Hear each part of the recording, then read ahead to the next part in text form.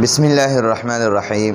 نن زمونږ د علم النحو 56 نمبر درس دی او اسماء ظروف هم شروع کړي دي. په اسماء ظروفو کې اذ شوی دی او نن د اذا سبق په وایو چې اذا معنا دا کم وخت چې جس وقت اردو کې وایي، مونږ په پښتو کې وایي کم وخت چې نو ګورې دا اسماء ظروفو کې دوه قسم دي، یو ظرف زمان دی یو ظرف مکان. نو موږ ظرف زمان شروع کړي دي.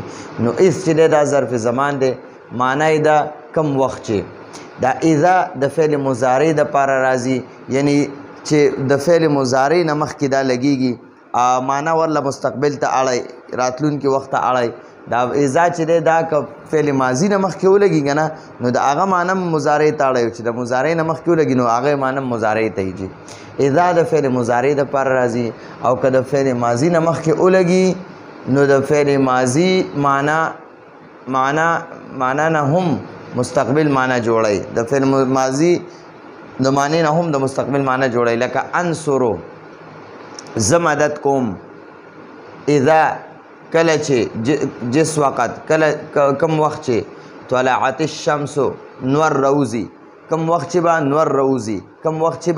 نور روزي دا طلعت نه دی، دا فعل ماضي ده. نور روتو طلوع شو، او چې کله ته مخکې اذا ولګي نو بیا معنی ده روزي. طلعت معنی ده روزي. نو انصرو معنی ده زه مدد کوم. دې کې انا ضمیر دی، هغه ضمیر منصوب متصل ورته وي، مرفوع متصل ورته وي. نو انصر فعل او په دې کې انا ضمیر مرفوع متصل فاعل. ٹھیک شو جی. اذا چرے دا اسم ظرف مضاف شو، دا اسم ظرف څه شو؟ مضاف شو. دا طلعت فعل ماضی شو، فعل څلورمه صيغه ده، طلعت طلعات طلعو طلعت، نو دا فعل دی. او دا الشمس وګورئ، دا ما تاسو ته په دې نه مخکې درس کې ویلو چې دا الشمس مؤنث دی، نو د ده لپاره به څلورمه صيغه راځي.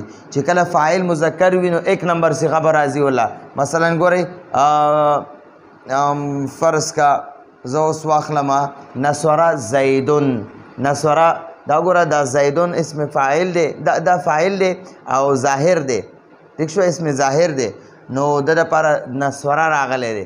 او چې زه ووایم فاطمه فاعله کما، نو بیا به وایي نصرت فاطمتو نو هغه څلورمه صیغه به ورله بیا راخلي.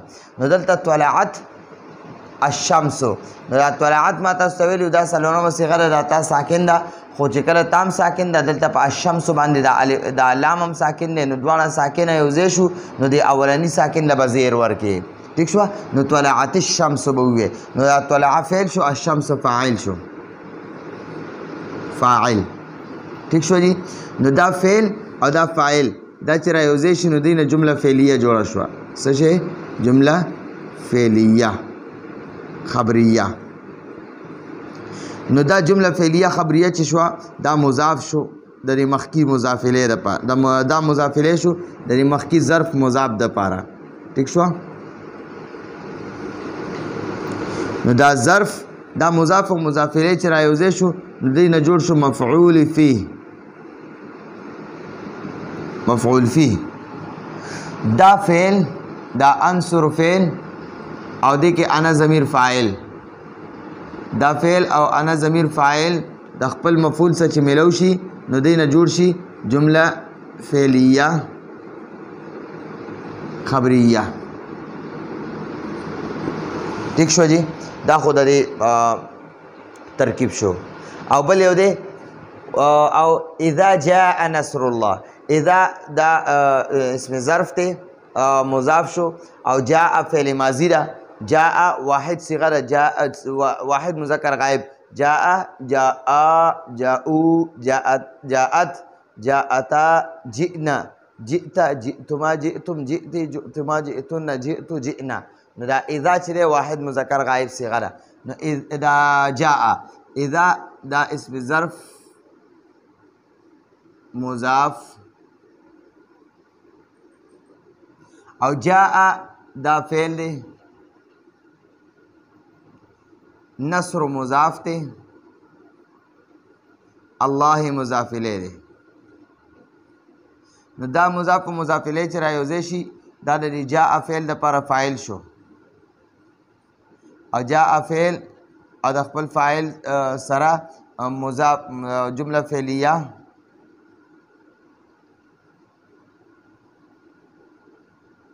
جمله فعلیه خبریه دا مضاف الیه شو د ځان نه مخکې مضاف دپاره نو دا جاء فعل د خپل فاعل دا اذا مضاف او د خپل مضاف الیه سره دا شو دا د ځان د ذکر د فسبح بحمد ربک دا د فعل امر متعلق شوله ټیک شو جی نو دا دلته کې دا راغلی شو او کله کله دا پکې بیا لفظ کلمه ده دا پکې بیا الفاظ دي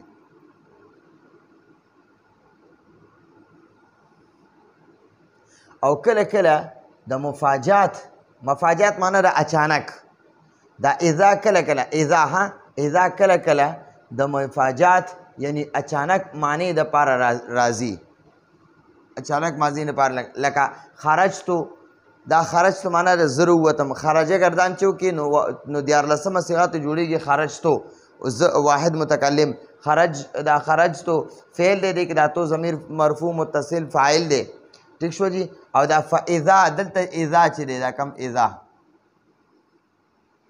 نو دا ادیت اذا تا مفاجاتیه وای اچانک وای زر وتم نو فاذا اچانک د فاذا معنی بدلته اچانک کې نو اچانک السبع واقف السبع درنده سبع درنده ته وای واقف ولاړه وای زر وتم نو اچانک درنده ولاړه وا اچانک دا اچانک معنی مې فاذا وکړه نو ګورئ کله چې اذا نه ده اذا دا کله د غی کنه دا چې کله مفاجاتیه نو بیا به دا حرف وي